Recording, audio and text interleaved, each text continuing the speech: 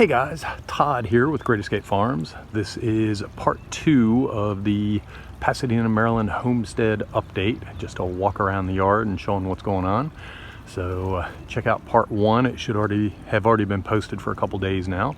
I'm standing in front of a Rose of Sharon bush right here, and the Rose of Sharon bush actually has flowers that are edible. So I do consider this one of my edibles.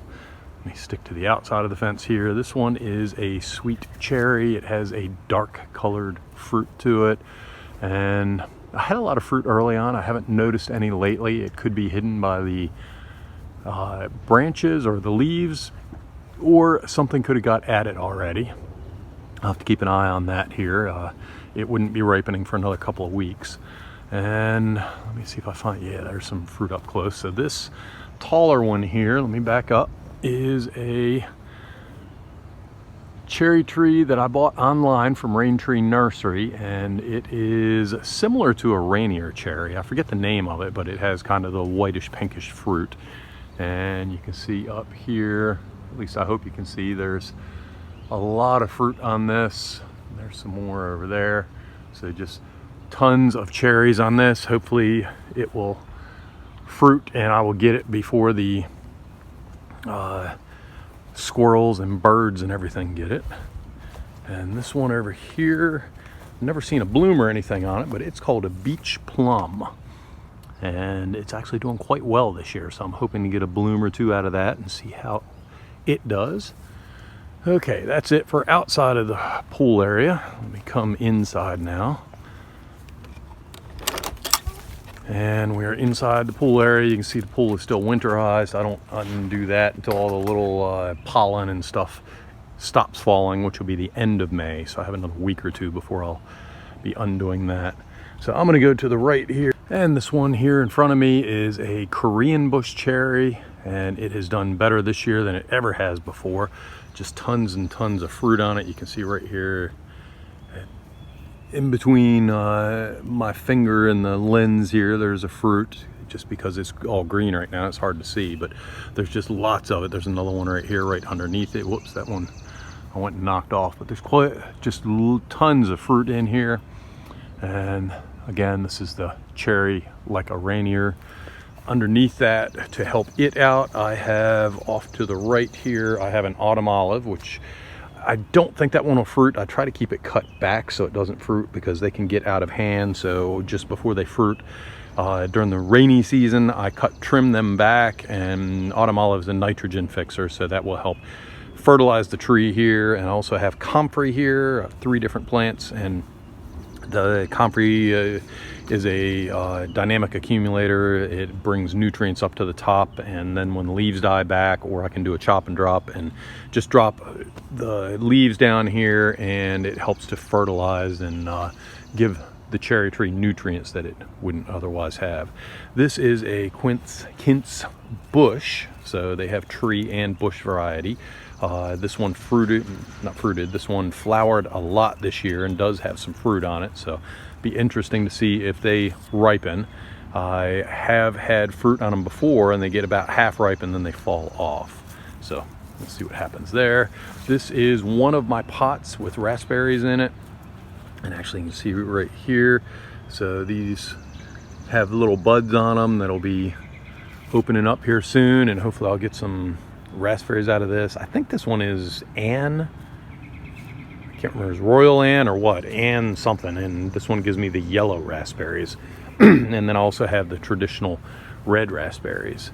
This is a Rosa Ragusa, and it has an open flower right now, and I don't think you can see under there that well. It has big rose hips with a very high in vitamin C, and this is another bud right here, and you can see underneath of what will be the flower on top, underneath there's a great big, it looks like a piece of fruit, and it is. That is going to be the rose hip.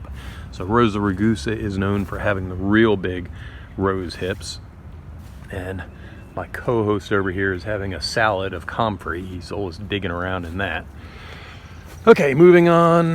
Let's see. Over here, you saw black currant earlier. This one is a red currant, and when it's unripe, the fruit all looks same as green, but When these turn red, they will be ready to eat.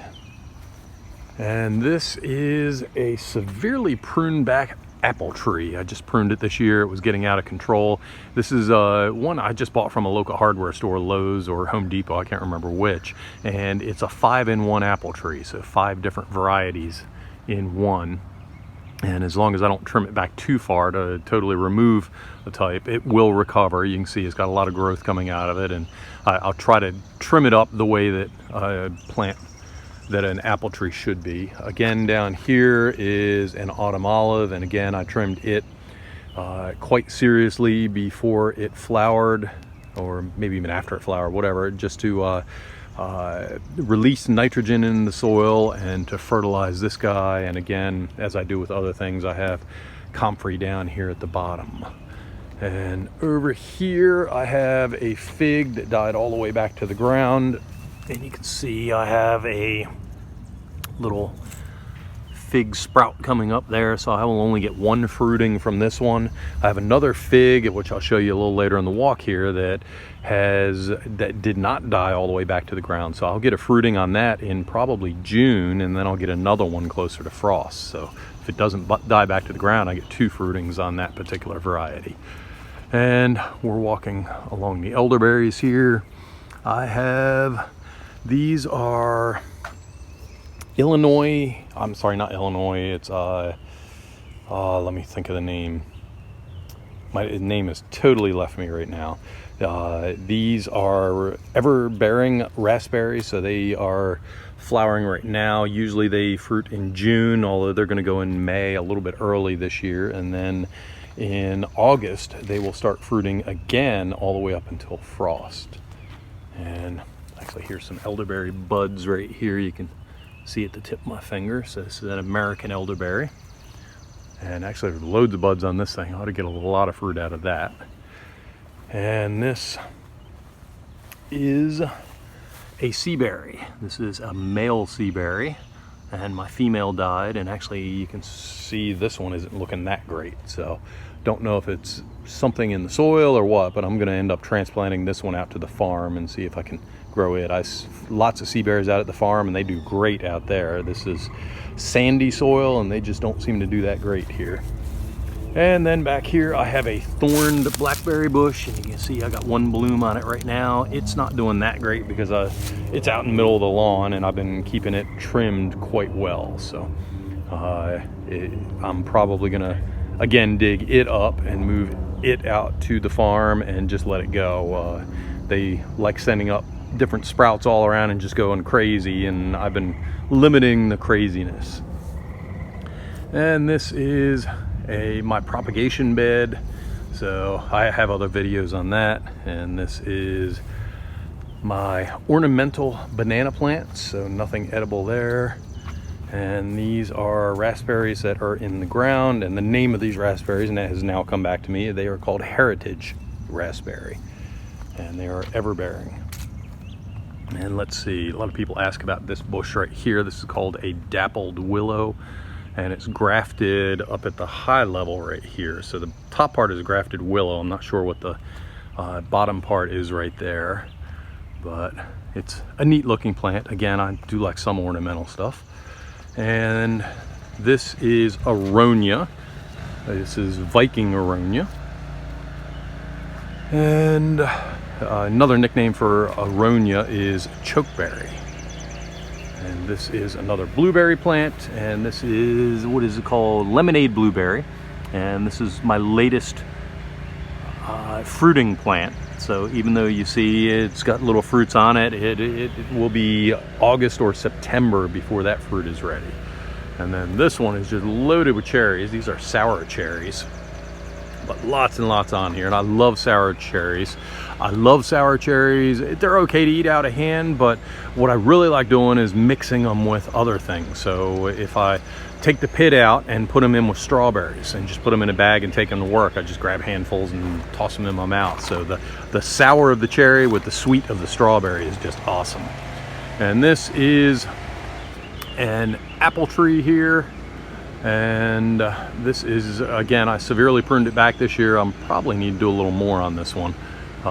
This is a smaller yard, and this is obviously a full-blown apple tree here, so I need to do something to keep it straight.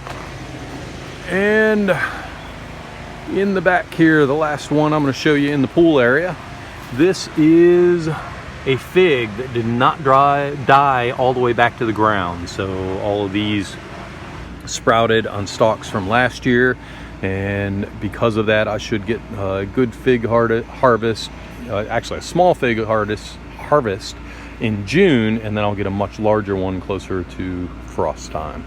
But that's a real quick glance of the different things growing on the homestead here. Please consider subscribing to our YouTube channel. Thank you very much for tuning in, and have a great day.